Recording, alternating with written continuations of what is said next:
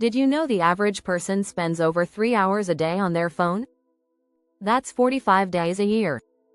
And it's not just checking messages or calls, it's scrolling through apps, notifications, and endless distractions. In fact, studies show that people check their phones over 58 times a day. It's no wonder we feel overwhelmed and distracted. What if you could take back control of your time and mind by deleting most of the apps on your phone? I did exactly that, deleted 90% of my apps, and the results were life-changing. In this video, I'll show you how I cleared my digital clutter and found real peace. No more distractions. No more mindless scrolling. Just more time for what truly matters. Are you ready to reclaim your time and live a more focused life? Stick around to find out how I did it, and how you can too. Chapter 1. The Digital Clutter Crisis. How apps stole my peace. We all know the feeling. You pick up your phone and see a dozen apps begging for your attention. Between social media, games, news apps, shopping notifications, and everything in between, it feels impossible to escape. A study from the Pew Research Center shows that 85% of adults in the US use smartphones, and many of us check them over 50 times a day. That's a lot of distractions. What happens when your phone becomes a digital junk drawer? You're constantly interrupted. It's like trying to focus while someone's tapping you on the shoulder every minute. Not only does it feel overwhelming, but research shows it can also lead to increased anxiety. The American Psychological Association found that constant digital engagement can leave us feeling constantly on, making it harder to relax and unwind. I realized that every app on my phone had one thing in common: they were demanding my attention. Apps were taking time from my day without me even noticing. The more I thought about it, the more I felt like a prisoner of my own phone. It was clear. I needed to make a change. I had to take control back, even if it meant doing something extreme. The more I looked around, the more I saw others suffering from the same issue. According to a Nielsen study, the average person spends about 10 hours a day interacting with media. When you break it down, that's more than half your waking hours. No wonder it felt like I was constantly distracted. Here's the kicker. Many of these apps are designed to be addictive. The famous quote from Tristan Harris, former Google design ethicist, puts it best: if you're not paying for the product, you are the product. Apps are built to keep you hooked. They don't care if they're stealing your time. I knew something had to change. I had to declutter, but not just my physical space, my digital space needed a serious cleanup too. This wasn't just about deleting apps, it was about taking back my peace. With that in mind, I decided to embark on a journey of digital minimalism. Chapter 2. The Minimalist Revelation. Less is more. For your mind, in the chaos of our daily lives, we often forget that less can be more. We're told to accumulate, to add, to collect. But in reality, the more apps we download, the more fragmented our attention becomes. I began to realize that having fewer distractions meant having more mental space. The concept of minimalism isn't new. In fact, it's been gaining popularity as people realize the power of owning less. Joshua Becker, a leading minimalist author, once said, "The first step in creating a more intentional life is eliminating what doesn't add value." And that's exactly what I set out to do with my apps. Research by Cal Newport, the author of Digital Minimalism, further cemented this idea. He argues that technology, especially smartphones, disrupts our ability to focus deeply. And he's right. The constant stream of notifications splits our attention, making it harder to think clearly or be present. The turning point for me was when I asked myself one simple question: do these apps bring value to my life? If they didn't, they had to go. This approach is inspired by the minimalist philosophy, where only the things that truly matter should take up space, whether it's physical or digital. It's not just about cleaning out clutter. It's about creating a life where distractions are minimized and peace is maximized. In fact, a Harvard Business Review study found that eliminating unnecessary distractions from your life leads to increased creativity and productivity. That was the revelation. Fewer apps meant fewer distractions, and that meant a clearer mind.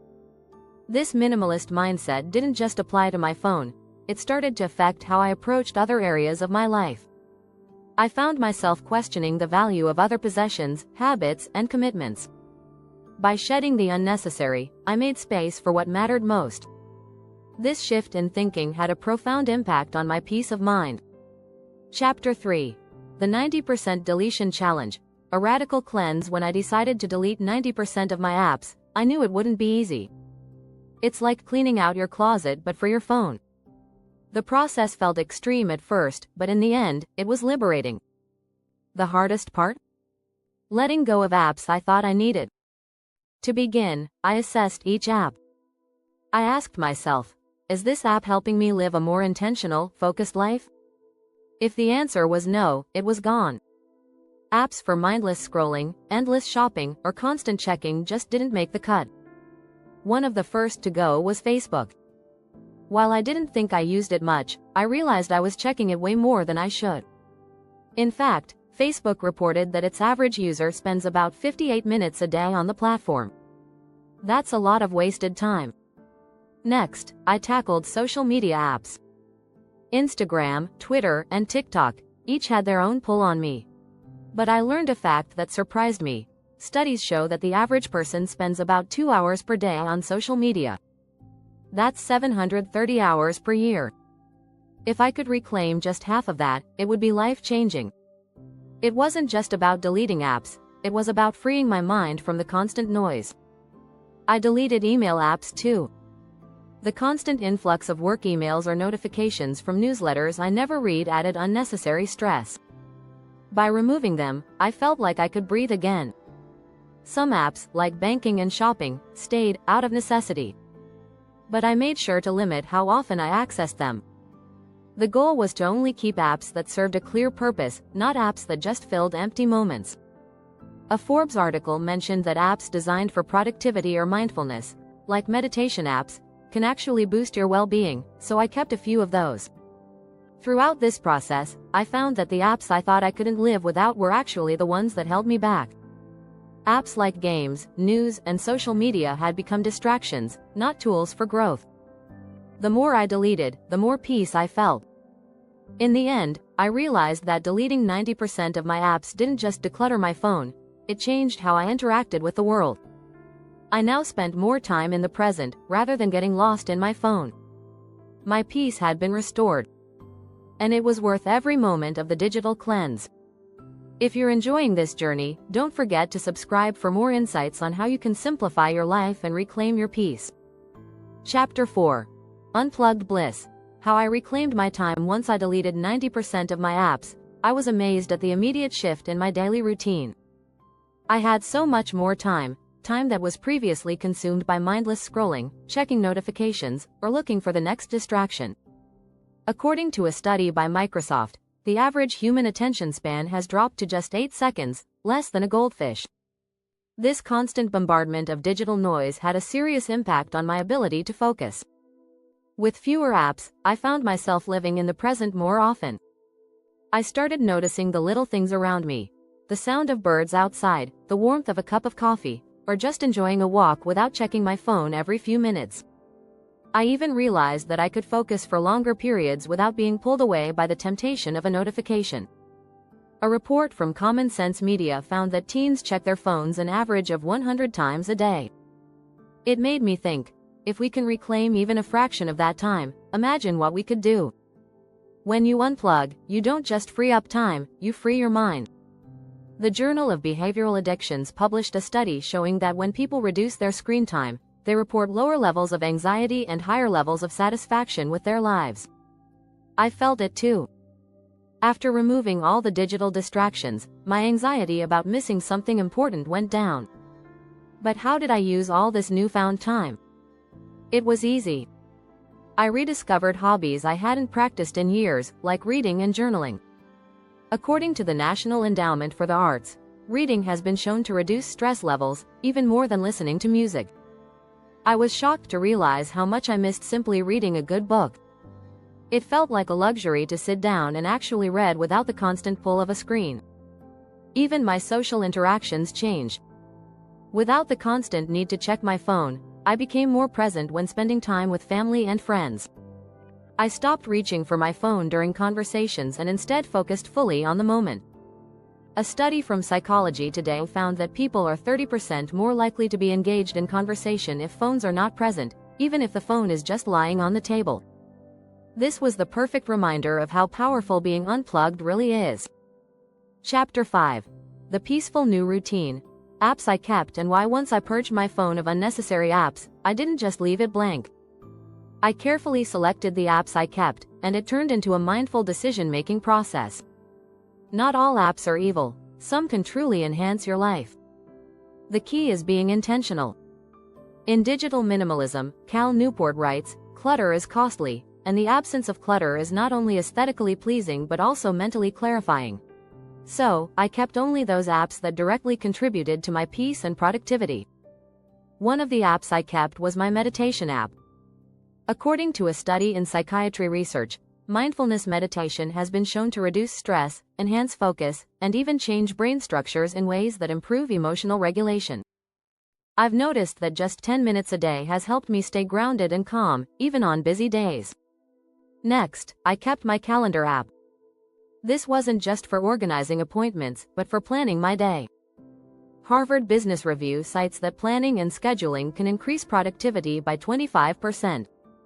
By having a clear view of my day, I was able to manage my time better, avoid last-minute stress, and truly focus on what mattered.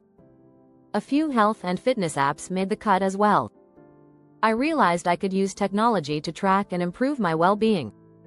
Research by Johns Hopkins University suggests that tracking health habits can increase success rates in meeting personal fitness goals. These apps became less of a distraction and more of a tool to support my lifestyle.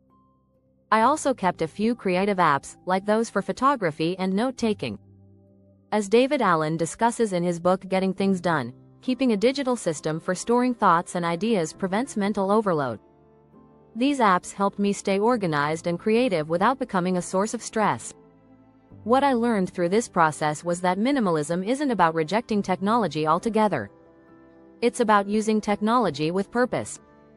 A recent report by TechJury found that 92% of people spend time on their phones for entertainment, with social media taking the top spot. But by choosing the apps that align with your goals, you can turn your phone into a tool, not a time suck. Chapter 6.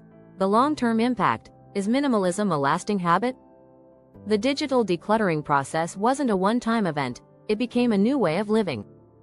The change was noticeable. The real question now was, could this minimalist lifestyle stick?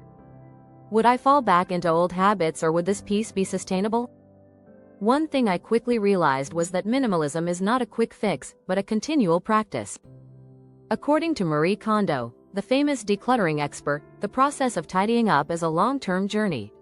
It's the same with digital minimalism. After the initial excitement wore off, I had to be intentional about what apps I downloaded. I began to realize that not every app was a solution to a problem. Many were just distractions in disguise. I found that creating new habits around my phone usage made the process easier. For example, I limited myself to checking social media only once in the morning and once at night. Research from the University of Pennsylvania found that limiting social media use can improve well-being and reduce feelings of loneliness and depression. I saw those benefits in my own life as I redefined how I interacted with my phone. Another strategy I adopted was regularly revisiting my app inventory. Every few months, I would go through my apps again, just as I might declutter my closet. If an app didn't add value or bring peace, it was out. This constant reevaluation helped me stay focused and intentional with my phone. This process of ongoing evaluation turned out to be key. Studies show that digital minimalism is a habit that requires continual effort. In fact, Stanford's Persuasive Technology Lab found that just a few minutes of daily reflection on your phone usage can reduce its negative effects on your mental health. Ultimately, digital minimalism became a lifestyle choice, not just a temporary fix. I realized that less really is more, not just in terms of apps, but in every aspect of my life. Reducing digital clutter gave me more room for meaningful experiences and deeper connections. The long-term impact of this choice was profound. I found a sense of peace that I hadn't realized I was missing.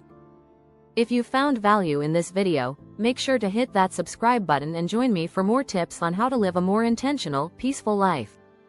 You've got this.